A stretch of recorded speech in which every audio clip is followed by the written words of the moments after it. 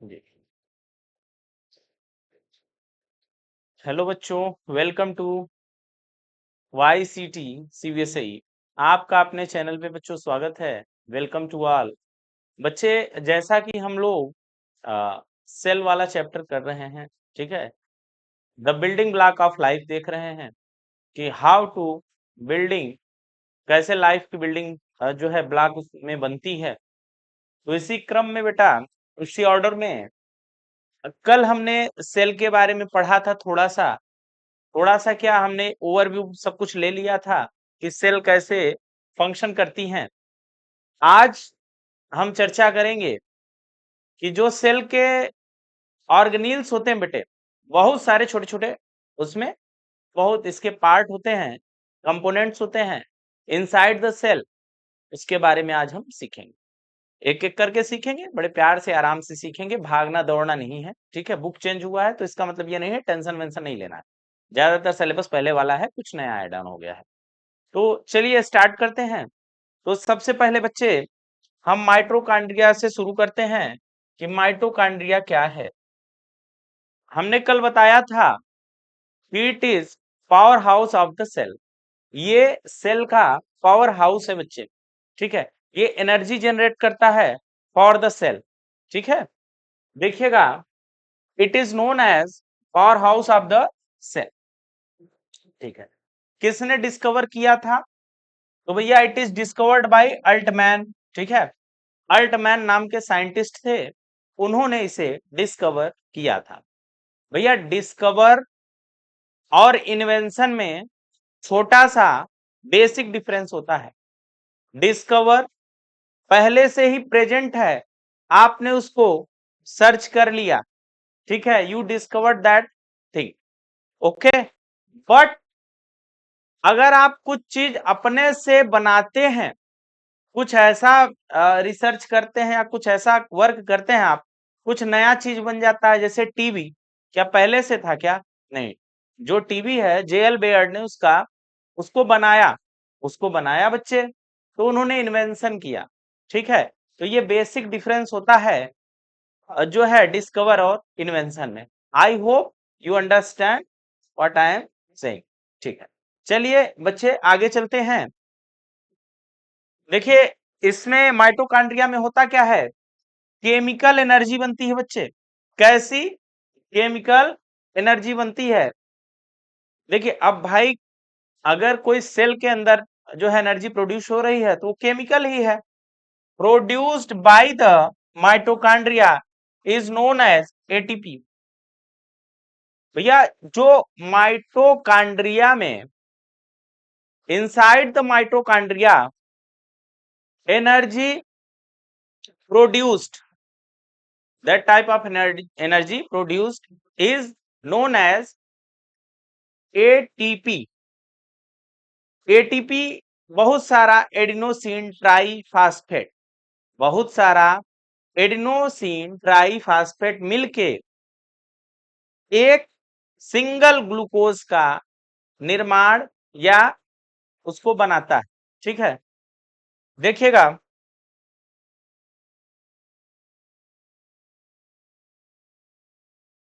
इसको याद कर लीजिए बच्चे, कभी कभी इसका फुल फॉर्म पूछ लिया जाता है, एडिनोसिन ट्राईफास्फेट, एटीपी। चलिए देखेगा, cellular respiration process occurs in a mitochondria. What is the mean by the line? Line said that cellular respiration, it means respiration, it finally, जब आप सांस लेते हो ना तो respiration करते हो आप, it finally occurs in mitochondria, ठीक है।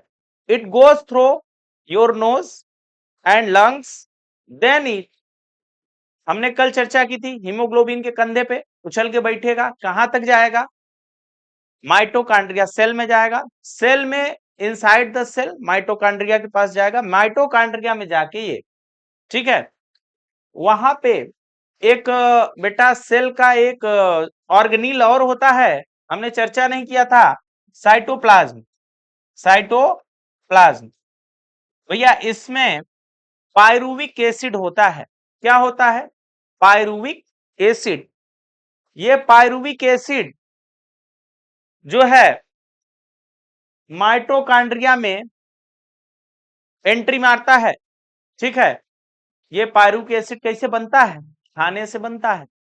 जो आप खाना वाना खाते हो अच्छा अच्छा प्यारा प्यारा, ठीक है, जो आपके टंग को प्यारा लगता है, जीभ को अच्छा लगता है, वैसा खाना। ठीक है, जो खाना बॉडी के लिए हेल्दी होगा वो कभी भी जीभ को अच्छा नहीं लगेगा। ठीक है, बहुत रेयर चांस है कि वो जीभ को आपके टंग के अच्छा लगे। ठीक है, उसका मतलब, कहने का मतलब है वो टेस्ट उसका गुड नहीं रहेगा। अभी आप देखिए जो साइटोप्लाज्म है, साइटोप्लाज्म में पायरुविक एसिड, ठीक है, उसी फूड से बन रहा है। अब ये पायरुविक एसिड जो है माइटोकॉन्ड्रिया में एंटर मारेगा बच्चे, और वहां पे इसको तोड़ा जाएगा। ठीक है, वहां तोड़ फोड़ का प्रोसेस होगा, और यह प्रोसेस गाइल ग्लाइकोलिसिस कहलाता है। क्या कहलाता है? ग्लाइकोलिसिस। ठीक है, ग्लाइकोलिसिस कहलाता है। वहां से हमको 38 एटीपी मिलते हैं। 38 एटीपी मिलते हैं बेटा।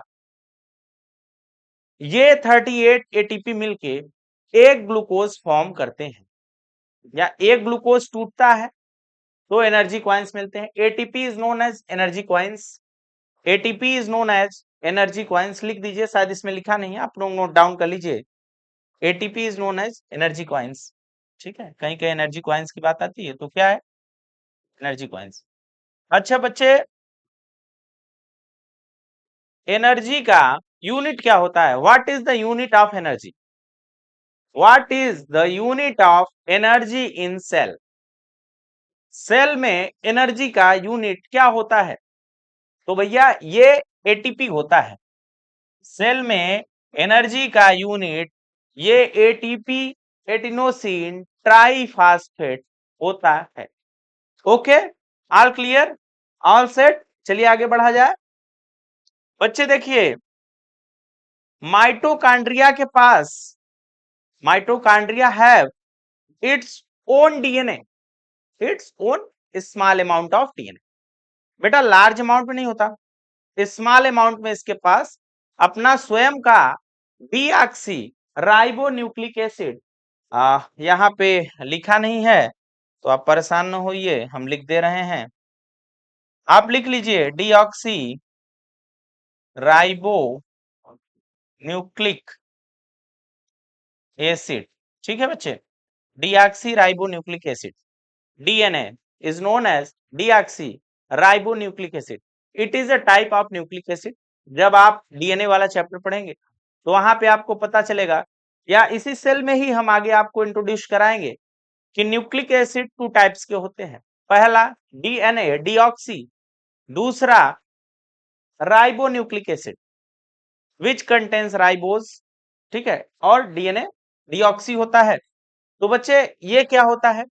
डीएनए क्या होता है? सर जितना बताया जा रहा है डीएनए के बारे में तो बताइए कि करता क्या है। तो बच्चे देखिए, ये इंफॉर्मेशन प्रोवाइडर है। क्या है? इंफॉर्मेशन प्रोवाइडर है। आपकी शकल अपने पिताजी से या माताजी से मिलती होगी, ठीक है, कोई डाउट नहीं है, मिलती होगी। ठीक है, देखिएगा ठीक है, अभी आप आगे आइए तो समझेंगे कि ये ऐसा क्यों होता है। तो भैया ऐसा इसलिए होता है कि जो स्पर्म होता है, ठीक है, स्पर्म होता है, स्पर्म का जो आगे वाला भाग होता है, अभी रिप्रोडक्शन में हम पढ़ेंगे कि स्पर्म का जो आगे वाला भाग होता है जिसे आप एक्रोसोम कहते हैं। क्या कहते हैं? एक्रोसोम कहते हैं। इस एक्रोसोम में बेटा डीएनए भरा हुआ होता है, डीएनए रहता है। ये डीएनए न्यूक्लिक एसिड के रूप में रहता है, फॉर्म ऑफ न्यूक्लिक एसिड। और ये बताता है कि यह बच्चा या यह जो नया जीव बनेगा, जो नई लाइफ आने वाली है, न्यू लाइफ, वो कैसी होगी? लंबी होगी, चौड़ी होगी, 2 आंखें होंगी, 4 आंखें होंगी, 40 पैर होंगे कि 2 पैर होंगे? ठीक है, कैसा दिखेगा, इसकी शक्ल कैसे रहेगी, और इसका अकल कैसे रहेगा? ये डीएनए में इंफॉर्मेशन पहले से ही बेटा रहती हैं, ठीक है, पहले से ही सेव रहती हैं, वो एक जनरेशन से दूसरे जनरेशन में ट्रांसफर कर दी जाती हैं, ठीक है।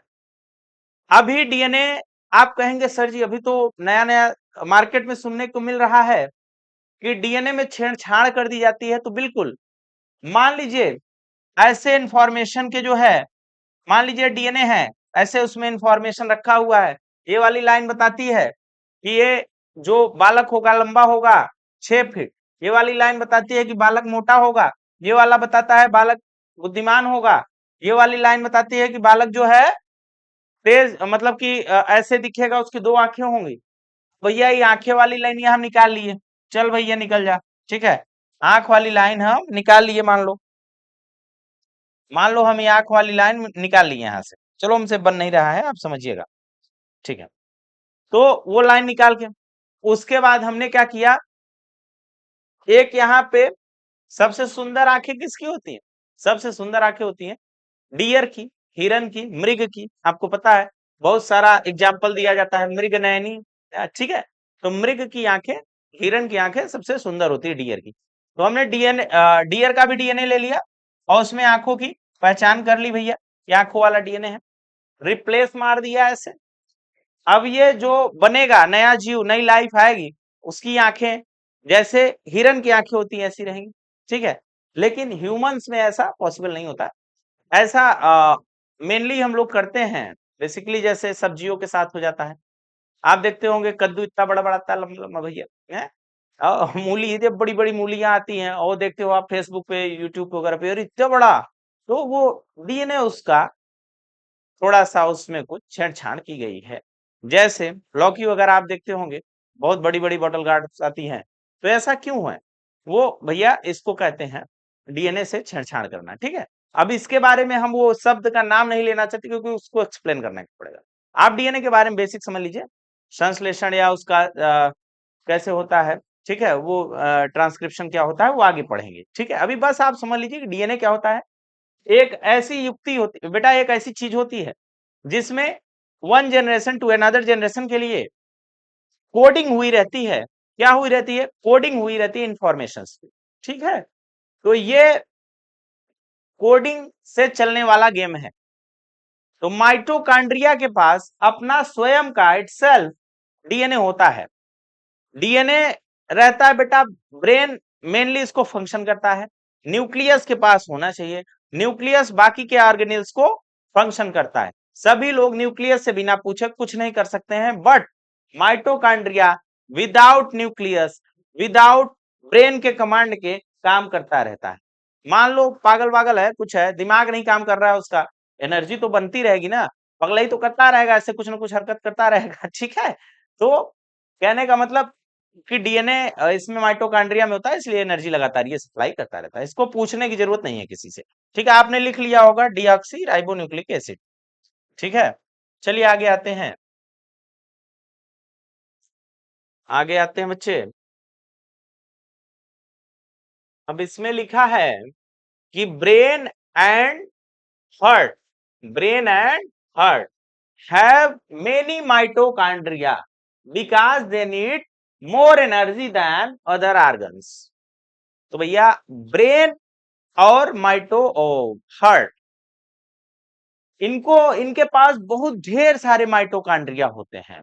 अच्छा एक बात बताऊं, साइंटिस्ट लोग सोचते थे पहले कि माइटोकॉन्ड्रिया में अपना स्वयं का सेल्फ का डीएनए होता है, तो इसलिए हो सकता है ये पहले अलग से कोई जीव रहा हो, ठीक है, ऐसे साइंटिस्ट सोचते हैं, ऐसे मतलब उनकी इमेजिनेशन है, या ऐसे उनकी मतलब एक कह सकते हैं कि मतलब एक ऐसी थ्योरी है कि माइटोकॉन्ड्रिया का अलग से हो सकता है, लेकिन माइटोकॉन्ड्रिया तो सेल के अंदर पाया जाता है अपने पास। तो देखिए ब्रेन और हार्ट को बहुत ज्यादा माइटोकॉन्ड्रिया की आवश्यकता होती है, बहुत ज्यादा एनर्जी की आवश्यकता होती है, ठीक है, क्योंकि हार्ट दिन रात बिना रुके 24/7 पंप करता रहेगा, systole diastole, systole diastole, systole diastole. तो भैया इस सिस्टोल डायस्टोल करने के लिए इसको एनर्जी चाहिए कि नहीं दिन भर, हाँ, जब धक्का मारता है तो 120 के स्पीड से मारता है इसे, जाओ, ठीक है, 120 के स्पीड से मारता है, क्यों मारता है 120 के स्पीड से, क्योंकि जब आप एयर इनटेक करते हो, इनटेक किया आपने, आपके ब्लड में एयर मिक्स हुआ, तो भैया कुछ तो वजन उसका, ठीक है, कुछ गाढ़ापन, थोड़ा सा तो जो है डाइल्यूट नहीं रहेगा, वो डाइल्यूट हो जाएगा, तो उसको पंप करने के लिए ज्यादा प्रेशर की। और उसके अलावा ये सब छोड़ो, तो समझो कि आपको बाल से लेकर नाखून तक, ऊपर से सर से पैर तक हर जगह ब्लड पहुंचाना है, तो स्पीड रहनी चाहिए ना बच्चे, तो थोड़ा स्पीड में पंप करता है, 120 के स्पीड से पंप कर देता है, ठीक है। और वही जब वापस आएंगे सब लोग डायस्टोल होके, तो 80 के स्पीड से आएंगे, ठीक है। तो यही आपका बीपी होता है, 120/80, ठीक है, नॉर्मल बीपी होता है, इसी के आसपास सबका रहता है, ठीक है। आपने समझा कि जो हार्ट और ब्रेन है, ब्रेन भी कैसे सारा दिन काम करता रहता है, ब्रेन, आप सोते रहते हो तब भी सपने देख रहे हो, जाग रहे हो, ठीक है, तब कुछ काम कर रहे हो, आप एनर्जी में लगे हुए हो, मतलब दिन रात ब्रेन 24/7 काम करता है और हार्ट 24/7 काम करता है। ये रेस्ट मोड पे नहीं जा सकते हैं, ठीक है, ये रेस्ट मोड पे नहीं जा सकते हैं, क्योंकि रेस्ट मोड पे गए, ब्रेन गया तो तुम गए कोमा में, ठीक है। और या तो हो सकता है हाँ निर्वाण ही प्राप्त हो जाए, या हर्ट अगर जो है गया मोड पे, रेस्ट मोड पे, तब तो मिनट 2 मिनट में ही भगवान आ जाएंगे, आपको पकड़ के ले जाएंगे, ठीक है। तो कहने का मतलब है ये ऐसे आर्गन्स होते हैं अपने बॉडी के जो रेस्ट मोड में नहीं जाते, अगर रेस्ट मोड में नहीं जाएंगे तो इनको ढेर सारा एनर्जी चाहिए होगा, ठीक है, पंप करो दिन रात सोचते रहो, काम करते रहो, न्यूरॉन्स वगैरह, तो भैया इसके लिए बहुत सारा एनर्जी चाहिए, तो बहुत सारा माइटोकांड्रिया चाहिए, बहुत सारा माइटोकांड्रिया चाहिए, तो बहुत सारा एनर्जी भी मिलेगा इनको, अंडरस्टैंड। आगे चलते हैं बच्चे, अब देखिए माइटोकांड्रिया का थोड़ा सा हम रफ साइकिल बना लेते हैं। देखो माइटोकांड्रिया का संरचना कुछ ऐसा होता है बच्चे, ठीक है, ऐसा स्ट्रक्चर होता है माइटोकांड्रिया का। माइटोकांड्रिया के स्ट्रक्चर में ऐसे जो है,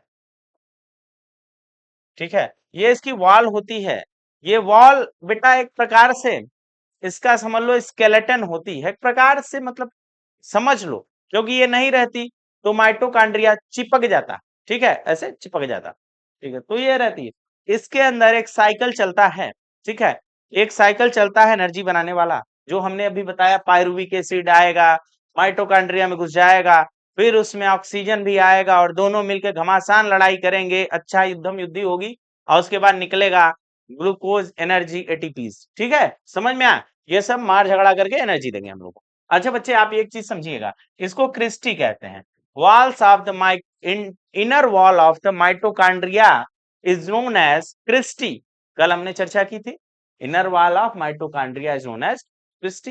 इसको क्रेब्स साइकिल क्यों कहते हैं, क्योंकि जो अल्टमैन थे भैया वो सिर्फ खोज किए थे, वो डिस्कवरी किए थे किसकी, माइटोकांड्रिया की, बट उन्होंने अंदर इसके क्या साइकिल चलता है इसकी खोज नहीं किए थे, इसका डिस्कवर नहीं किए थे, इसकी डिस्कवरी किए थे क्रेब्स भाई साहब। तो क्रेब्स भाई साहब इसकी डिस्कवरी किए थे, तो इसको क्रेब्स साइकिल कहा जाता है, ठीक है, it is known as Krebs cycle.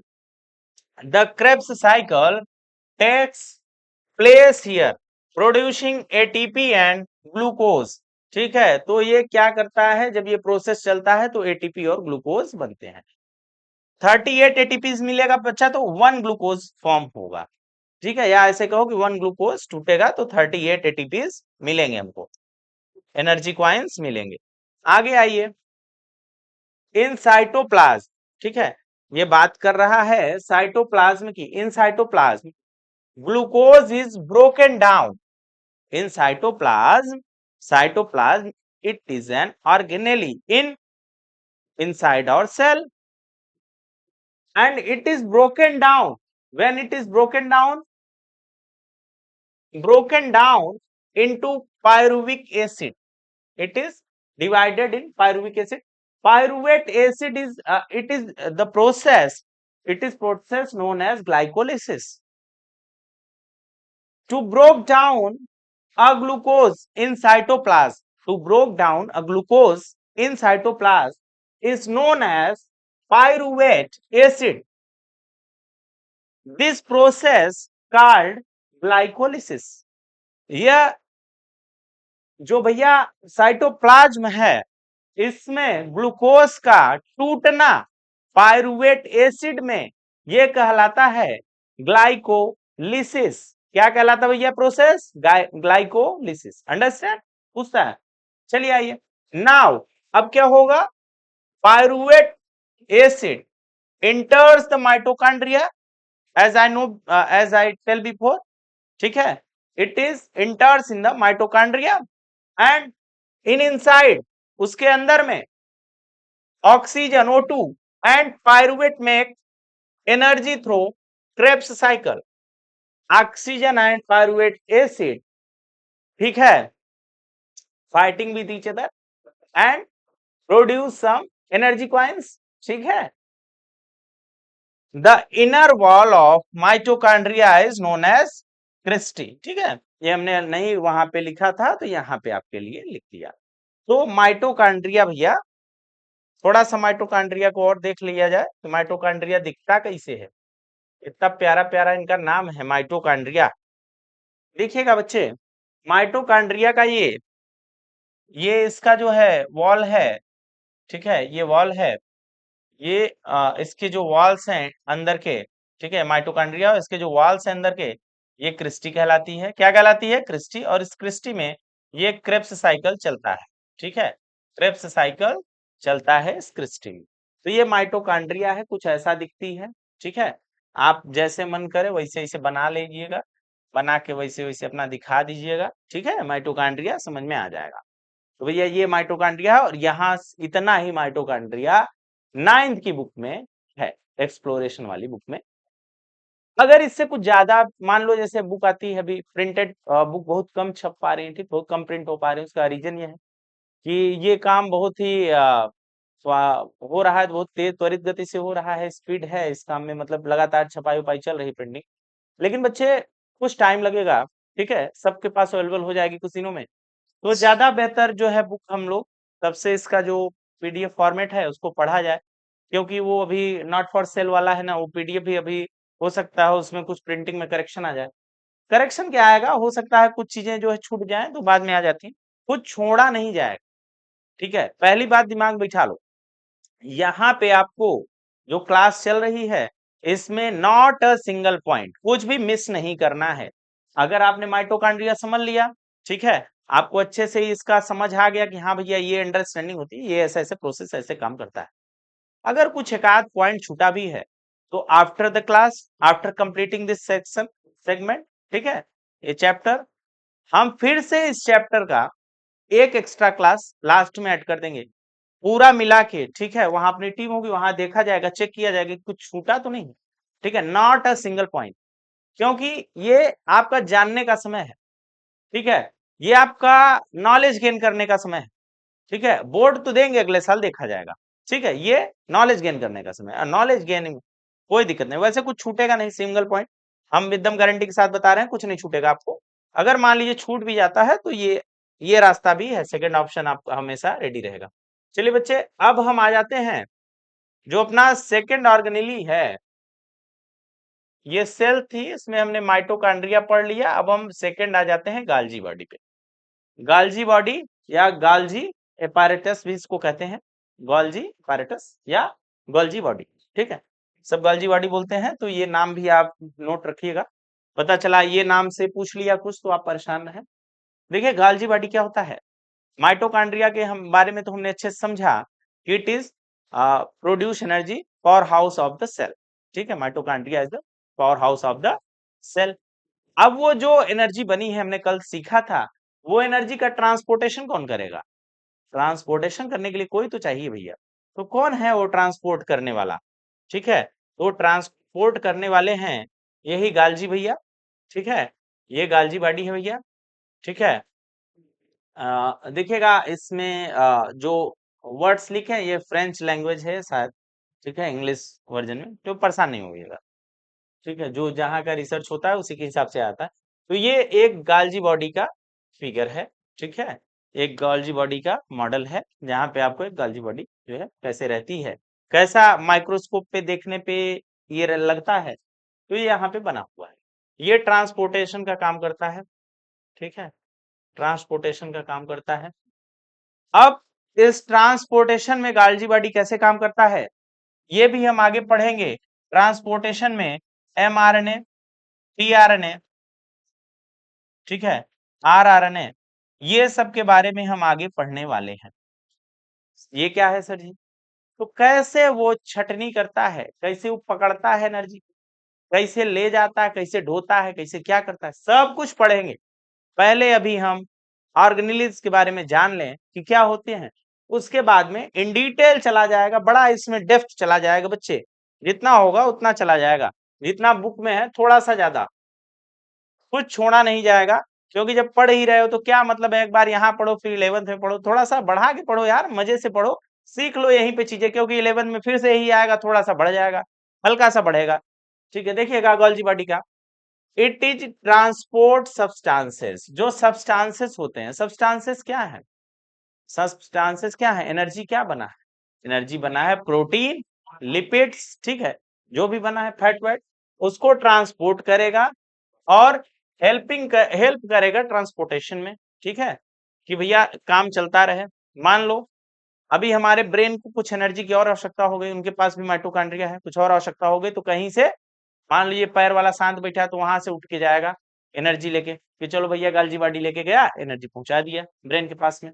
ठीक है, it is discovered by Camillo Golgi.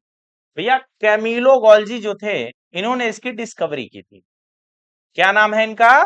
Camillo Golgi. ठीक है, कैमिलो गोल्जी के द्वारा, by the Camillo Golgi, by Camillo Golgi, sorry किसी के नेम के पहले द नहीं यूज करते हैं, by Camillo Golgi it is discovered. ठीक है, इट इज डिस्कवर्ड, याद रहेगा। ये करता क्या है, ये ट्रांसपोर्टेशन का काम करता है। Which type of transportation? Energy, energy transportation, energy produce by mitochondria, it is transport energy. ठीक है, सप्लाइज एनर्जी।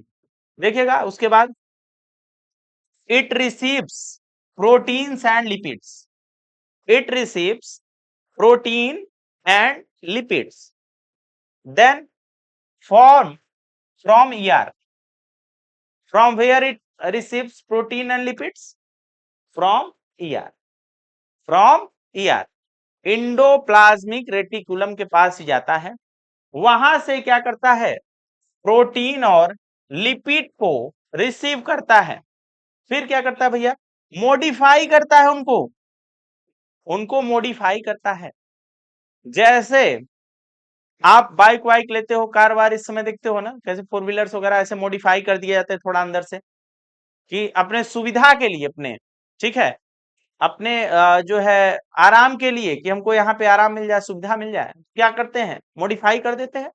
इसी प्रकार से ये कुछ इसमें प्रोटीन और लिपिड्स को मॉडिफाई कर देता है, जिससे बॉडी उसका अच्छे से एब्जॉर्प्शन कर सके, यूज कर सके, and packages them into small vessels. तो भैया ये एक प्रकार से कुरियर वाला ही तो है, वो हर चीज लेगा, मॉडिफाई कर देगा, बस थोड़ा यही एक्स्ट्रा करता है, पैक करता है छोटे छोटे पैकेट्स में, छोटे छोटे पैकेट्स में पैक करेगा, उसको वेसल्स कहते हैं बच्चे, क्या कहते हैं, वेसल्स। ठीक है, काहे में पैकेट में, उसको पैकेट्स का नाम vessels, and send it where the energy needed, और भेज देगा जहां पे एनर्जी की आवश्यकता या नीड होगी।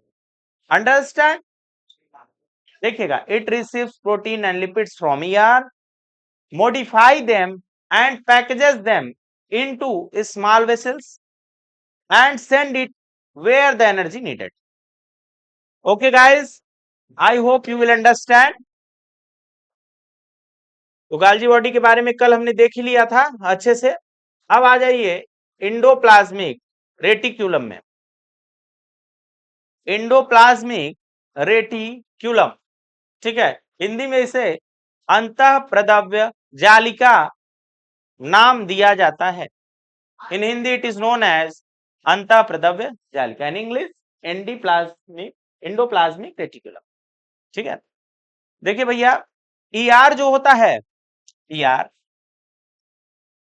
इंडोप्लाज्मिक रेटिकुलम होता है, सबसे पहले इसके दो बालक होंगे, दो बालक होंगे, एक का नाम है स्मूथ ईआर, स्मूथ ईआर, और एक का नाम रहेगा rough ER. Smooth ER fat बनाता है बेटा, फैट और लिपिड्स वगैरह बनाता है, फैट समझते हो? अपने शरीर को, अपने बॉडी को दो चार चीजें चाहिए होती हैं, जिनमें फैट है, प्रोटीन्स हैं, मिनरल्स हैं, लिपिड्स हैं, ठीक है, इस टाइप कार्बोहाइड्रेट है, इस टाइप की चीजें चाहिए होती हैं टू मेक अ बॉडी, ठीक है। अब देखिए फैट का निर्माण करेगा स्मूथ ईआर, नो प्रॉब्लम। अब रफ ईआर जो है बच्चा, तो इसका एक बच्चा है, इसका नाम है राइबोसोम। राइबोसोम। अब भाई राइबोसोम का काम बहुत बड़ा है, राइबोसोम का काम बहुत बड़ा है, इसलिए राइबोसोम का काम है to produce the protein. It is known as factory of protein, proteins factory. Ribosome known as proteins factory और फैक्ट्री ऑफ प्रोटीन। राइबोसोम का इतना बड़ा काम होता है बच्चे, तो इसने दो असिस्टेंट लगा रखे हैं अपने पास में, या यूं कहें कि इसके दो बच्चे हैं, एक का नाम है 70s, एक का नाम है 80s। S stand for sediment, sediment coefficient, एक प्रकार का बेटा कोफिशिएंट है, जैसे आप कोफिशिएंट ले लेते हो मैथ्स वगैरह में, ऐसे ही एक कोफिशिएंट है, सेडिमेंट, सेडिमेंट कोफिशिएंट है। अब बच्चे ये 70s को क्या काम मिला हुआ है? इसको काम मिला हुआ है जो बहुत छोटे, बहुत स्मॉल साइज के लाइफ्स होती हैं, example bacteria, fungus, bacteria, fungus, protozoa etcetera, इन सब का जो सेल है उनमें जो प्रोटीन चाहिए होता है, इन सबको जो प्रोटीन चाहिए होता है, प्रोटोजोआ को, फंगस को, बैक्टीरिया को, एल्गी को, ये कौन प्रोवाइड करता है? छोटे जीव हैं तो 70s प्रोवाइड करेगा। कौन सा प्रोवाइड करेगा? 70s। एक समझ लो कि राइबोसोम ने दो लोगों को काम पे रखा है, एक को 70,000 रुपए पे, एक को 80,000 रुपए पे। अभी 70,000 रुपए वाला काम ज्यादा कराएगा कि 80,000 वाले से? 80,000 वाले से ज्यादा कराएगा, क्योंकि दोनों इसके मजदूर हैं, ठीक है, दोनों लेबर हैं इसके लिए। 80,000 वाले से कहता है कि जो जीव आंखों से दिखते हो, even a mosquito, even a mosquito आंखों से दिखता है, मक्खी आंखों से दिखती है, मच्छर आंखों से दिखता है, हाथी गाय भैंस तो दिखेगा ही बालक, ठीक है, ह्यूमन तो दिखेगा ही, तो सब का छिपकली उपकली का कौन बनाएगा? 80s, ठीक है। और जो आंखों से नहीं दिखते उनकी भी संख्या बहुत ज्यादा होती है, उनको कौन बनाएगा? 70s बनाएगा, ठीक है। समझ में आया थोड़ा सा? ईआर की फैमिली समझ में आई? ईआर की फैमिली समझ में आई तो बोलो यस, ठीक है। चलिए आगे बढ़े, चलिए अब समझते हैं इसको। देखिएगा, it provides, it provides internal support from within the cell. भैया सेल के अंदर इंटरनल सपोर्ट प्रोवाइड करता है। Internal support within the cell, what is the mean by? देखो, it is called cells internal skeleton. Skeleton समझते हो? आपका body पूरा बोन से बना हुआ है, बोन का एक स्ट्रक्चर है बॉडी में आपके, अगर सिर्फ उसको उसको बाहर निकाल लिया जाए तो स्केलेटन बोला जाएगा। क्या बोला जाएगा? स्केलेटन। स्केलेटन से बेटा एक फायदा होता है आपको, अगर स्केलेटन नहीं रहेगा तो आप जैसे अदरक होता है ना, जिंजर, वैसे दिखोगे, कहीं से पचके रहोगे कहीं, और सब एक जैसा दिखोगे, सारे इंसान एक जैसा दिखोगे। ये स्केलेटन है जिससे सबके चेहरे अलग अलग दिखते हैं। समझ में आया? ये स्केलेटन है जिससे सबके चेहरे अलग अलग दिखते हैं। अदरवाइज तुम जो चेहरों पे जो है, चेहरों की दौड़ में लगे रहते हो कि आहा सुंदर, ब्यूटीफुल, बढ़िया, देखो कोई कुछ भी कहे, बात तो चेहरे की ही होती है, ठीक है। आप लोग बहुत समझदार हैं, देखिएगा तो चेहरा जो होता है ना, चेहरा कैसे होता है भैया? स्केलेटन नहीं रहेगा, चेहरा नहीं बनेगा, ठीक है। मतलब आप पहचान नहीं पाओगे, रहेगा पहचान नहीं पाओगे, सब एक जैसे अदरक जैसे दिखेंगे। तो ये सेल के अंदर स्केलेटन बनाता है। अच्छा, वहां पे स्केलेटन क्यों बनाता है? क्या सेल का चेहरा होता है क्या? नो, सेल का चेहरा जानने का कोई जरूरत नहीं है। सेल के पास क्या होता है भैया कि अगर मान लो दो ठो सेल टकराया टकराया कोलिजन हुआ, जैसे सेल कैसे दिखता है, एक इमेजिन करो, जैसे गुब्बारा है, बलून है, बलून में पानी भर दो, एक बलून और छोटा सा ले लो, उसमें पानी भर दो, तो वो सेल है। दोनों बैलून को अगर ऐसे टकराओगे तो ऐसे तो मतलब कोलिजन हो जाता है कि नहीं अच्छे से उसका, तो ऐसे ही सेल होता है अपना। अब सेल पूर्णतः कोलिजन करके फूट ना जाए, ठीक है, डिस्ट्रॉय ना हो जाए, डिसमेंटल ना हो जाए, इसके लिए आ, जो है इसमें क्या होता है, एंडोप्लाज्मिक रेटिकुलम होता है सेल के अंदर, जो उसके बोन का काम करता है, जो स्केलेटन का काम करता है, जिससे कोलिजन पे डिस्ट्रक्शन ना हो जाए, इनका कहानियां ना खत्म हो जाए। ठीक है, ये जितना इनको काम करना है सब कहानी खत्म। पता चला सेंट्रोसोम इधर आ रहा है, माइक्रो उधर से आ रहा है, जो माइटोकॉन्ड्रिया आ रहा है, दोनों मिल गए ऐसे चिपक गए, भैया ना हम हिल पा रहे हैं ना तुम हिल पा रहे हो, तो ये वाला काम नहीं करना है। ठीक है, इसीलिए स्केलेटन इसका ईआर होता है। समझ में आया? I hope you will understand well. आगे चलते हैं। There are two types of ER. ER कितने टाइप्स के होते हैं बेटा? टू टाइप्स के होते हैं। पहला टाइप है स्मूथ ईआर, दूसरा है रफ ईआर। पहला क्या है? स्मूथ ईआर है, और दूसरे का नाम क्या है? Rough ER. स्मूथ ईआर देखिएगा, it produces carbohydrate and fats. Smooth ER का काम क्या होता है? यह प्रोड्यूस क्या करता है? यह कार्बोहाइड्रेट प्रोड्यूस करेगा बच्चे। कार्बोहाइड्रेट किस काम में आएगा? और फैट। देखिए, फैट और कार्बोहाइड्रेट शरीर को जो है हेल्दी बनाने के काम में आते हैं। ये दोनों एनर्जी के अच्छे सोर्स हैं। ठीक है, फैट और कार्बोहाइड्रेट में बहुत ज्यादा एनर्जी होता है बच्चा। ठीक है, हमको आलू वगैरह जो खाते हो ना, पोटैटो वगैरह, उससे ये मिलता है। ठीक है, और जो राइस वगैरह खाते हो उससे कार्बोहाइड्रेट अच्छा खासा मिल जाता है, राइस से, पोटैटो से।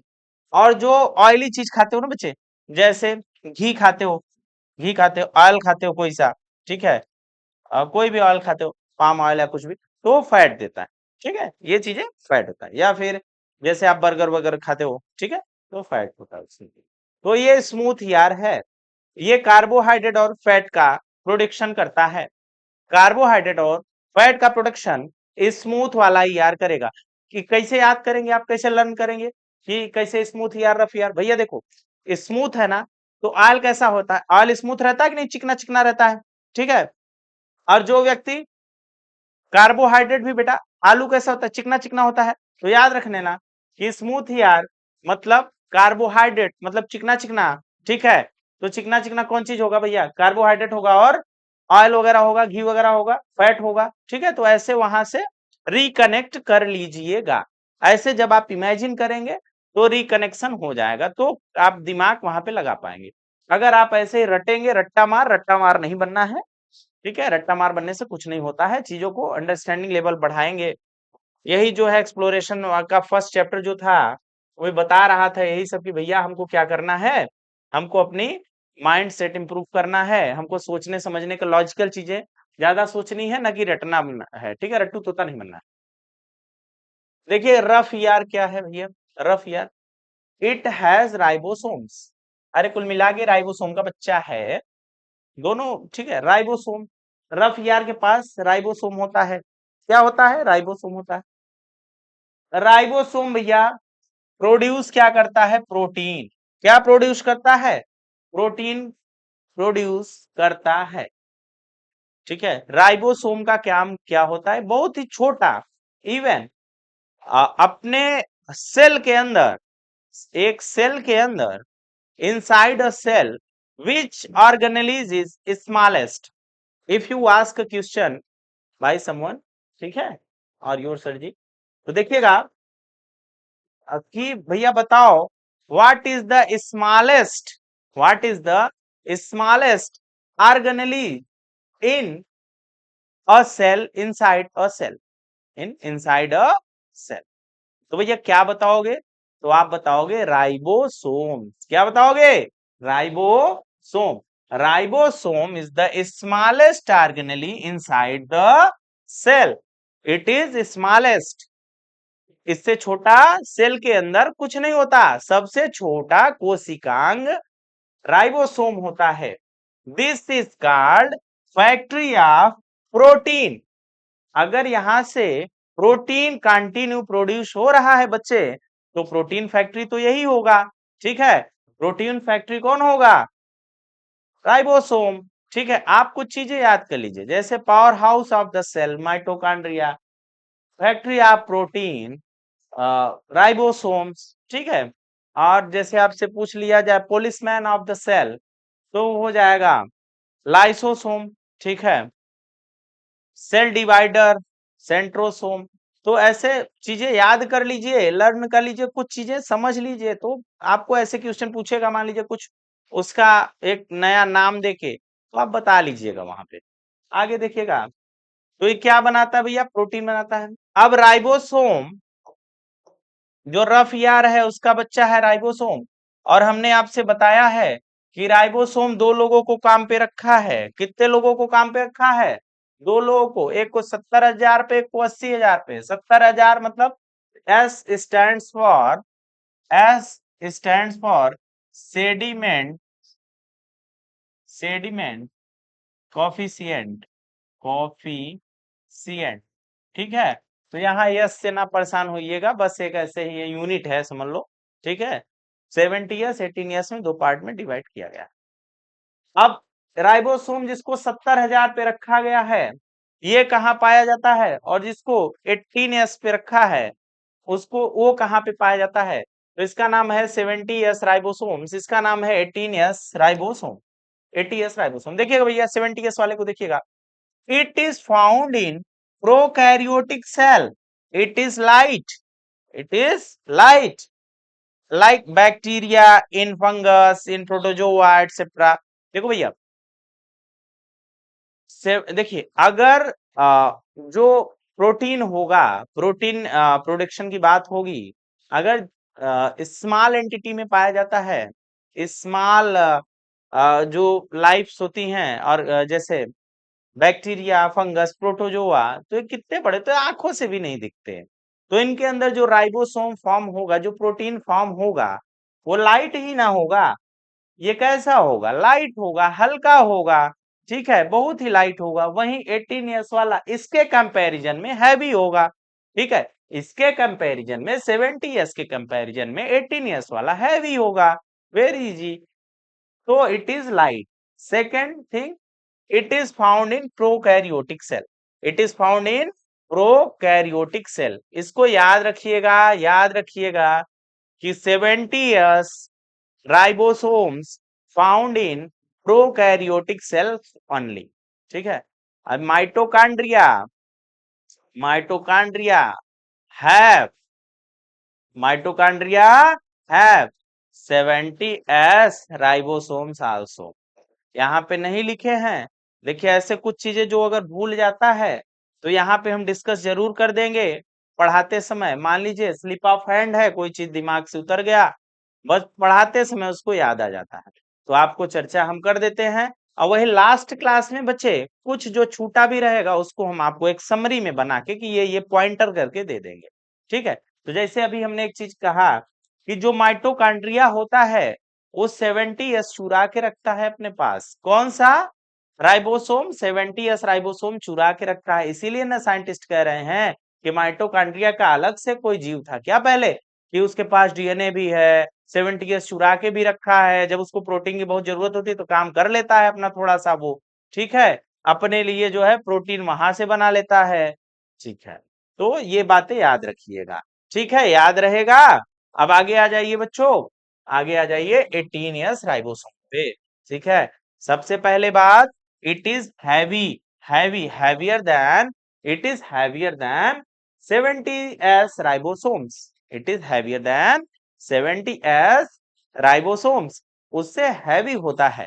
ठीक है, वो लाइट होता है और ये हैवी होता है। उसके बाद देखिएगा, it is found in eukaryotic cell. You know that prokaryotic cell is not developed as eukaryotic cell. Eukaryotic cell is fully developed cells. It contains nucleus, mitochondria, vacuoles, Golgi body. Every organelle is in a cell it contains. In another hand, prokaryotic cell has only few organelles like nucleus, like ribosome, 70s ribosome, like बस यही दो। ठीक है, दो चीजें mainly उनमें होती है, न्यूक्लियस होता है, राइबोसोम, बस उनके जिंदा रहने के लिए यही बहुत होता है। ठीक है, अब आगे देखिएगा, माइटोकॉन्ड्रिया भी होता है, थोड़ा एनर्जी भी तो बनाएगा। ठीक है। उसके बाद भैया eukaryotic cell fully developed cell होती हैं। ठीक है, टोटली फुली डेवलप्ड सेल होती है। यूकैरियोटिक सेल किस में पाई जाएंगी?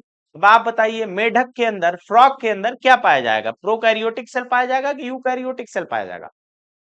फ्रॉग के अंदर क्या पाया जाएगा? कमेंट करो। ठीक है भैया, पाया जाएगा यूकैरियोटिक सेल, आंखों से दिखता है ना वो, तो यूकैरियोटिक सेल पाया जाएगा। अच्छा, यूनिसेलुलर मल्टीसेलुलर वो भी बताएंगे। यूनिसेलुलर जीव जैसे बैक्टीरिया वगैरह बेटा यूनिसेलुलर होते हैं कुछ कुछ, ठीक है, और मल्टीसेलुलर जैसे हम लोग होते हैं। आगे आएगा, आगे हम एक्सप्लेन करेंगे, उसको अलग से पढ़ा देंगे। ठीक है, उसको हमने जानबूझ के यहाँ नहीं डाला कि हमने कहा शुरू में पढ़ाएंगे तो थोड़ा आपको टेंशन वेंशन होगा कि सर जी कहाँ शुरू कर दिए, कुछ समझ में नहीं आ रहा है। पहले आप सेल के बारे में अच्छे से समझ लीजिए, अंडरस्टैंडिंग लेवल बढ़ा लीजिए, उसके बाद उसमें चला जाएगा। और फिर सेल के वर्क को, अभी तो हम सेल के ऑर्गन्स को समझ, ऑर्गेनिल्स को समझ रहे हैं, उसके बाद हम सेल के पूरे सिस्टम को समझेंगे कि ये वर्क कैसे, फंक्शन कैसे इनका जो है चलता है पूरे बॉडी के लिए।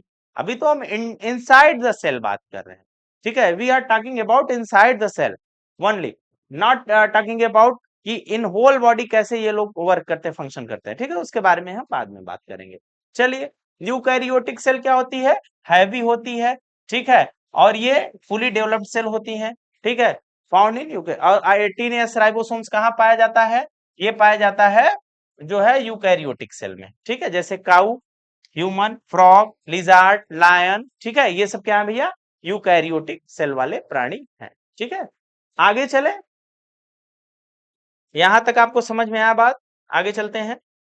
चलिए, सेंट्रोसोम के बारे में चलते हैं बच्चे। सेंट्रोसोम क्या है? सेंट्रोसोम के बारे में चर्चा करते हैं। What is a centrosome is, ठीक है, तो ये एक ऑर्गेनेलिज है। ठीक है, एक ऑर्गेनेल है, किसके अंदर भैया? Inside the cell. कहाँ मिलेगा? इनसाइड द सेल मिलेगा। हमने कितनी चीजें पढ़ ली हैं वो थोड़ा सा देखिएगा आप लोग। देखिएगा, पहले हमने माइटोकॉन्ड्रिया पढ़ा, फिर हमने गोल्जी बॉडी पढ़ा, गाल्जी बॉडी के बाद हमने ईआर पढ़ा, और ईआर में भी हमने राइबोसोम पढ़ा, स्मूथ ईआर और रफ ईआर पढ़ा, राइबोसोम पढ़ा। और अभी हम बात करेंगे सेंट्रोसोम की बेटा। क्या की बात करेंगे? सेंट्रोसोम की बात करेंगे। सारे ऑर्गेनेलिज हम लोग धीरे धीरे धीरे धीरे बड़े प्यार से पढ़ते चले चलेंगे, और अपने आप को प्रूफ करते चलेंगे कि देखो ये हमको आ गया, अब हमसे तुम क्वेश्चन उठा के पूछ लो। ठीक है, अरे भैया जब क्लास में जाओगे, जुलाई में जाओगे, भौकाल के साथ जाना ना कि चलो यार पूछो, कुछ पूछना हो पूछ लो, सेल वेल के बारे में कुछ नहीं होता, सेल बहुत इजी होता है। ठीक है, इसमें उलझना नहीं है आपको। ठीक है, इसीलिए लैंग्वेज बेटा ऐसी रखी जाती है इंग्लिश वाली कि आपको समझ में ज्यादा आ सके, क्योंकि जिसका आप यूज ज्यादा कर सकते हैं। जैसे महात्मा बुद्ध थे तो उस समय प्राकृत और पाली बहुत चलती थी, तो पाली भाषा में उन्होंने बहुत सारे उपदेश अपने दे दिए। ठीक है, तो जो इस समय, अब हिंदी टोटली कोई नहीं बोलता है ना, कोई टोटली इंग्लिश अपने यहाँ बोलता है, सारे लोग मिक्स वाले हैं। ठीक है, तो ऐसी लैंग्वेज का जो है प्रचलन है, तो उसी लैंग्वेज में आप पढ़िए जो आपको इजिएस्ट वे में समझ में आ जाए। ठीक है चीजें, ठीक है। चलिए देखिएगा, it divides the cell, it divides the cell, centrosome divides the cell, it is only found in animal cell. तो सेंट्रोसोम कहाँ मिलता है? केवल और केवल भैया एनिमल सेल में मिलता है। ये क्या हो गया? What happened?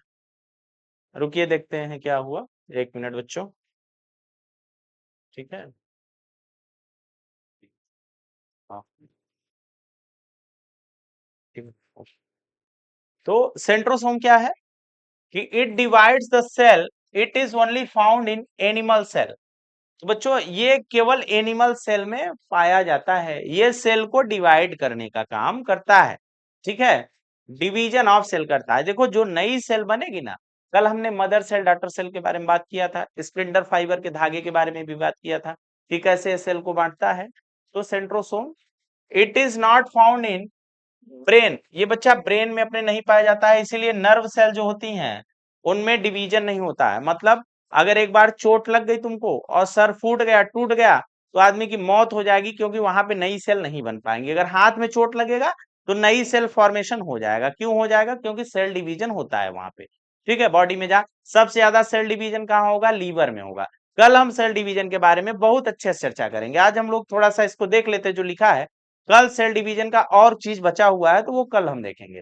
जैसे डू नॉट डिवाइड, तो नर्व सेल क्या होती हैं? डिवाइड नहीं होती, क्योंकि उनमें जो है क्या नहीं होता है? सेंट्रोसोम नहीं होता है।